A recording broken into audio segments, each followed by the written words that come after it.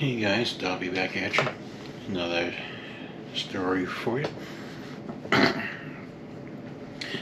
Here's one of the most chilling real life ghost plane stories in aviation history. Helios Airways Flight 522, August 14th, 2005, often called the ultimate flying tomb. It started as a routine early morning flight from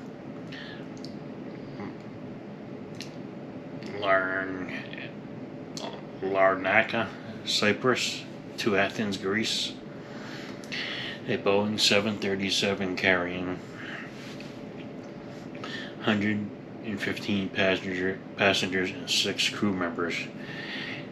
Takeoff was normal at around 6 a.m. The plane climbed smoothly, but shortly after, air traffic control in Nicosia lost radio contact. No distress call, no mayday, just silence. The aircraft kept flying on autopilot straight toward Athens for over 2 hours. It droned on at cruising altitude, unresponsive to repeated calls. Greek military jets were scrambled to intercept. When the fighters pulled alongside, the pilot saw something horrifying through the windows. Oxygen masks dangling from the ceiling in the cabin. Passengers and crew slumped motionless in their seats, like they'd all fallen asleep at once. No movement in the cockpit except for one figure moving slowly.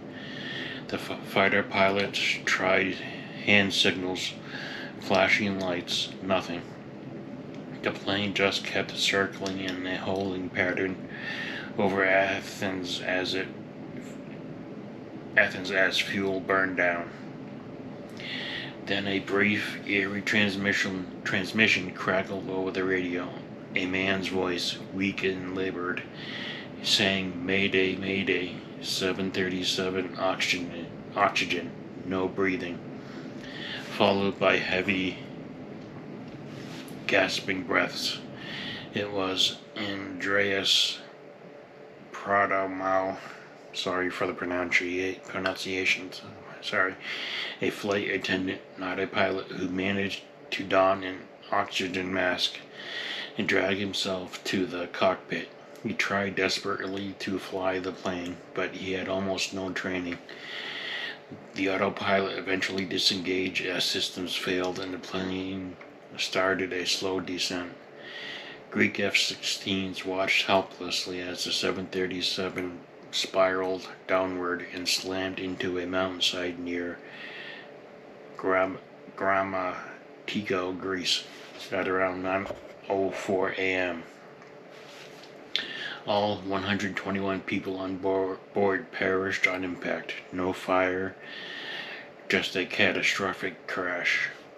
The official investigation revealing the terrifying cause: human error in the pressurization system.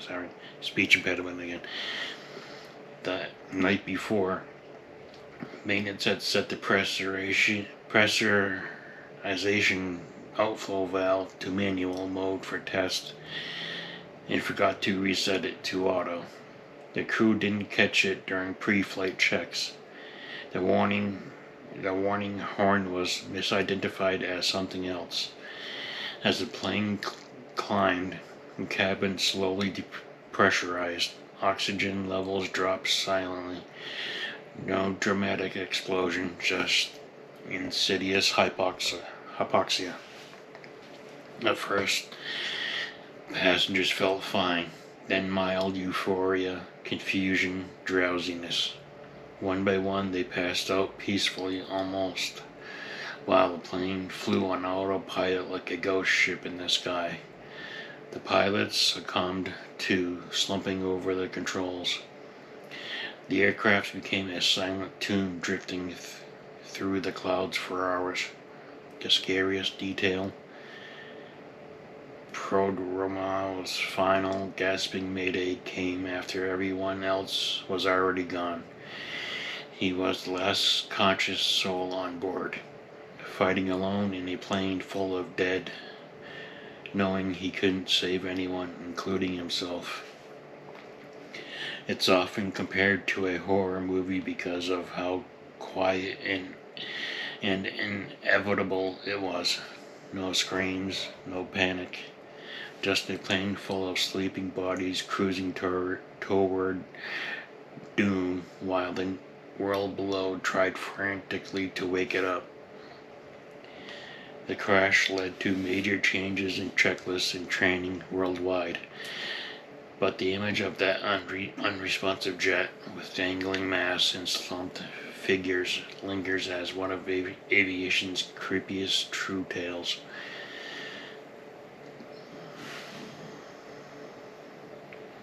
Okay, hope you guys enjoyed that one. I'm sure I'll be doing more of these for a while anyway. Hope you liked it. I'll see you in the next one. Remember to like, subscribe, and share. Thumbs up, thumbs down, whatever floats your boat, and I'll see you in the next one. Bye.